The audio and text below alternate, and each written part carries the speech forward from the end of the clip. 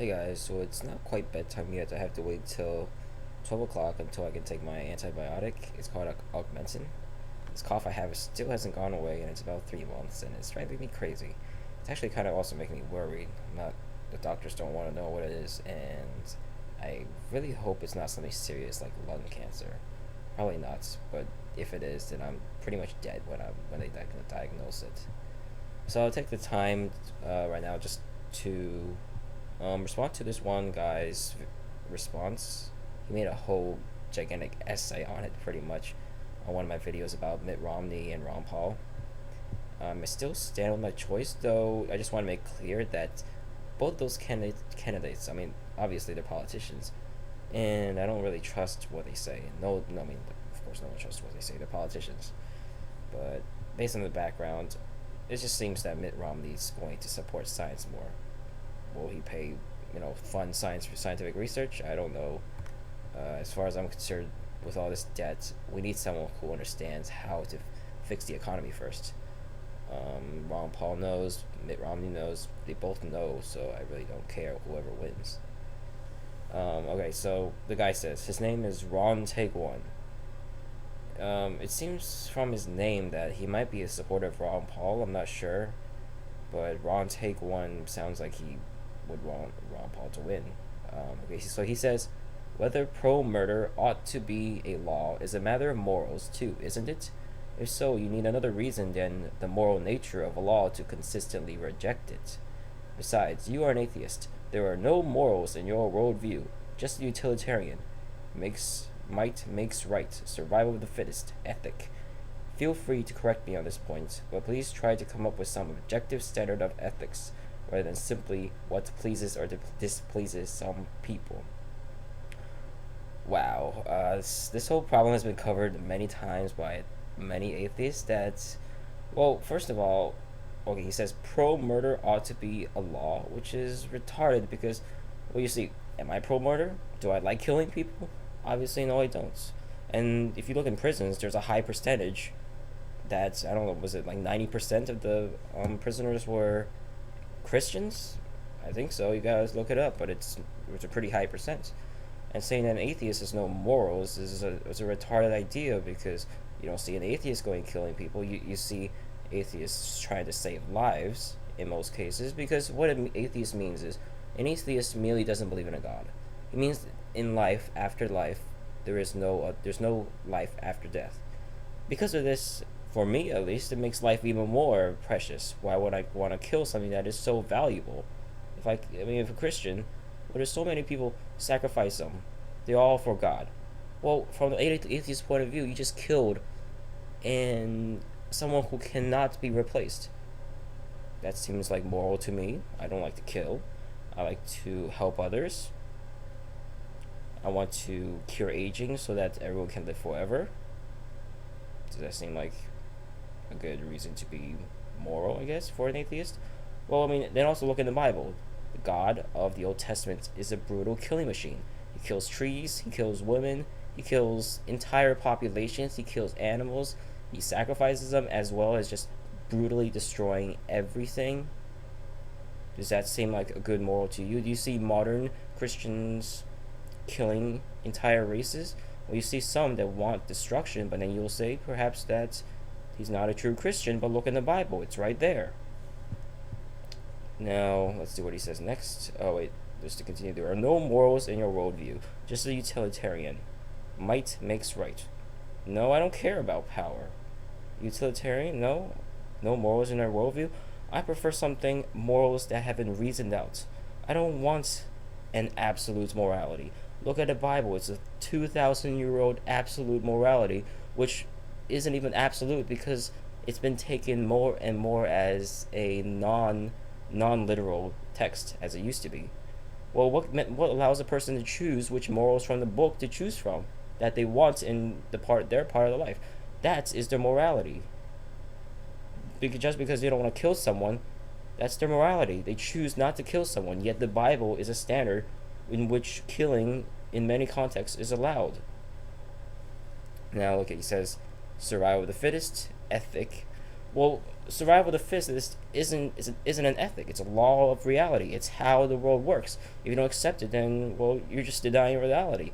Well, let's say consider a Christian. He is competing to get into a Christian college to be a pastor. Well, that's the survival of the fittest. The one who studies the Bible the hardest will get their position. It's not just survival of the fittest. One person is going to dominate the other. Therefore, this person is evil, or this person is immoral. So it's the survival of the fittest. It's the law of the land. It's the way nature works. Right. So then he says, 4 hours ago. Let's see. No, that was 4 hours later. Well, Ron Paul wants to return the issue to the states, where his view, life, of course, will win out in many states, and lives will be saved. Ron Paul wants to return the issue to the states, where his view, life, of course, will win out in many states, and life will be saved.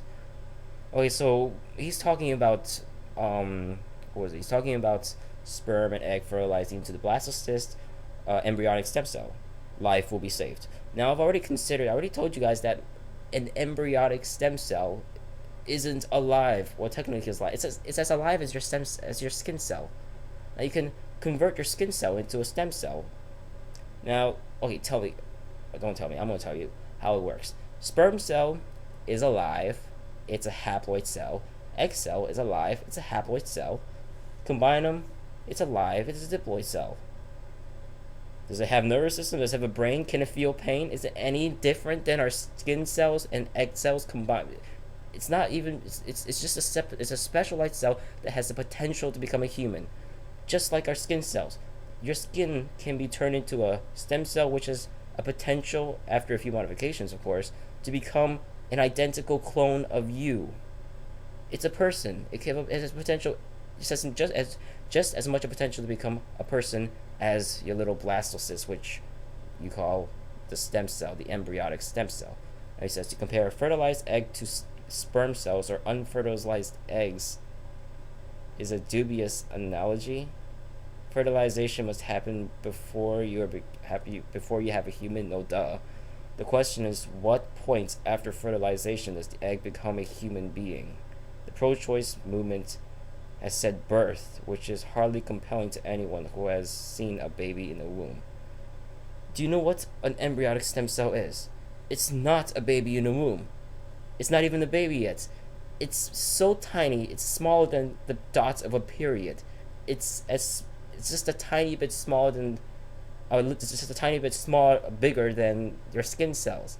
Like I said, there's really no difference to your skin cells to the embryonic stem cell, which is a blastocyst, other than one is undifferentiated and has the potential to become a human being. But they're both cells. They are just cells that. What do you want? What do you guys want? They are undifferentiated cells, but they're not people yet. They're just cells. Do you complain about you killing your own cells?